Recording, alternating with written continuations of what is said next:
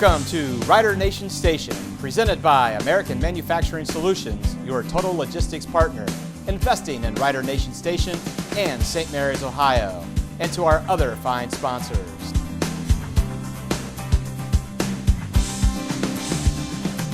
Welcome back to another week of Rules of the Game with Mark Cisco. This week we're going to talk about a few different subjects. Mark, I think top of my mind, and maybe some of the other people around the area, we've actually had some national news with the team down in Dayton. An unfortunate incident where a player headbutted the official there. I think that was Dayton Dunbar and Roger Bacon game.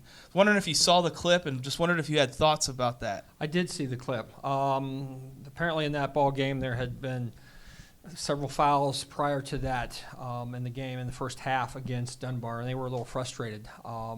And apparently the official, we have the power to send a player off without a flag if that player warrants maybe a talking to by the coach. And apparently that's what he was trying to do at that point. And the player took offense to that and basically confronted the official and headbutted him with his helmet on. And in the clip, you can see the official stumble a little bit, and at that point, another flag came out from the back judge for an unsportsmanlike conduct foul. And at that point, the game was terminated by the official. I saw a lot of other players coming out. It looked like some other people maybe were trying to fight a little bit, or some sort of, I don't know, almost like a brawl was getting ready to form.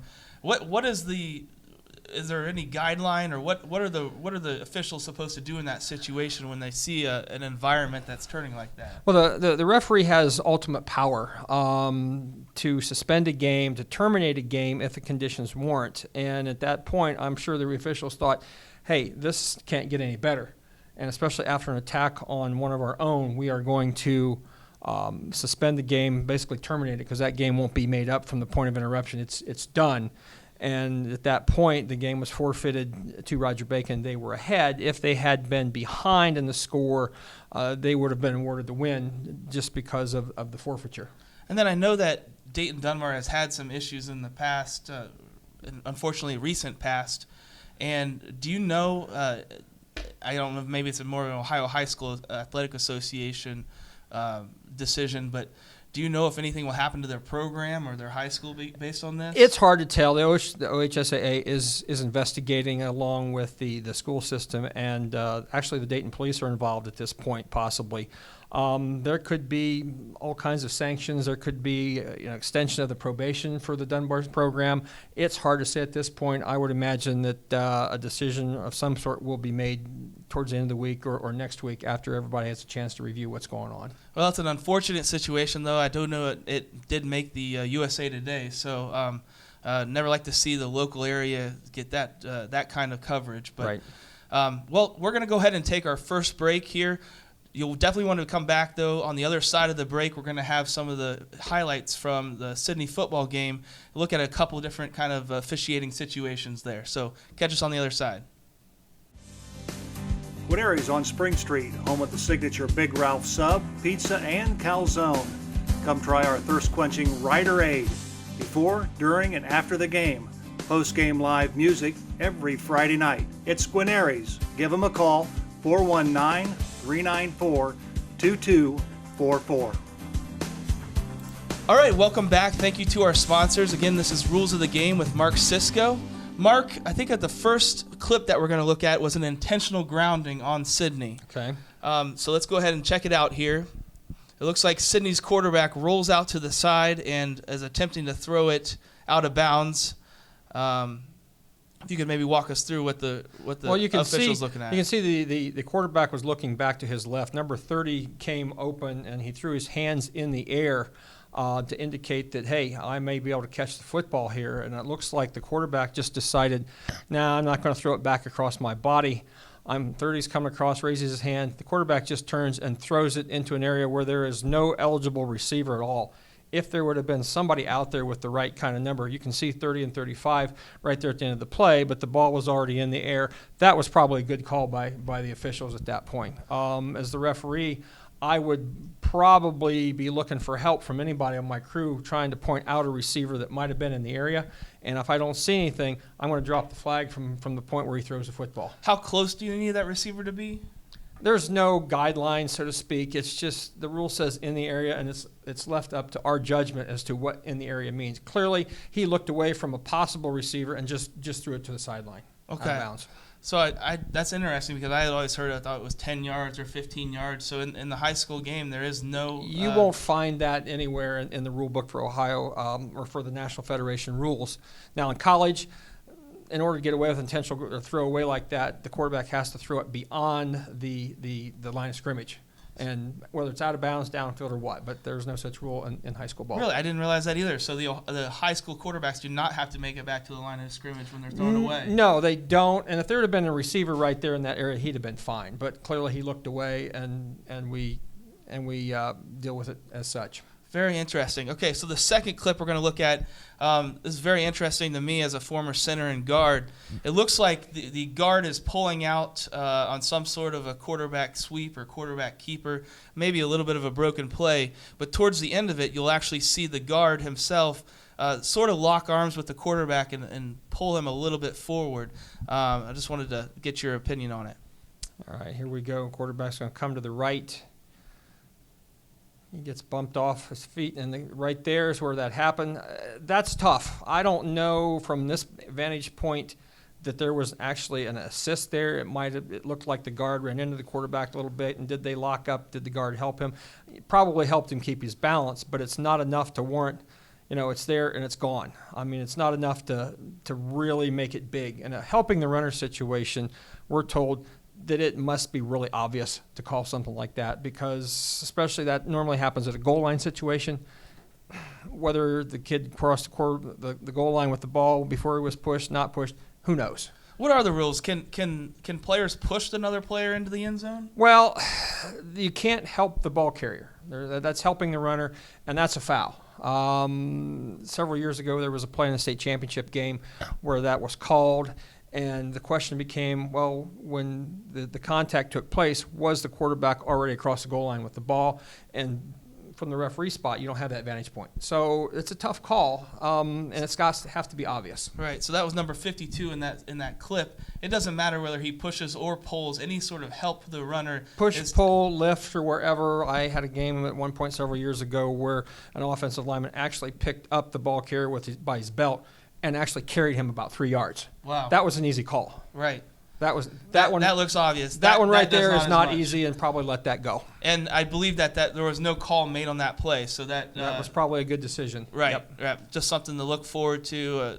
Look forward to in the future when that happens in certain situations. Now, I will say, sometimes people get all worked up about players that are in a pile, ball carriers, and you see a pile of players around them trying to tackle, and you'll see linemen trying to push. They're pushing the pile. That's perfectly legal. Mm-hmm. So as long as there's contact not made by the ball carrier on the ball carrier, pushing the pile is fine. Okay. And we let that go. So if the ball carrier is maybe locked up with somebody trying to tackle them, and you're pushing that tackler, the pile, and the right? Whole pile, that's fine. It makes it. Yeah, it's pretty tough to say that that's a obvious helping the runner themselves. Correct. Okay, excellent. Well, I think the next clip we're going to look at is a late hit on the kick return. Okay. So St. Mary's is returning the kick. Takes it to the right side, and you'll see it's kind of a suplex there out of bounds. And this was called. So. All right, we got a punt play here. Everybody's going to catch it, take a step left, then we go right. Good block there.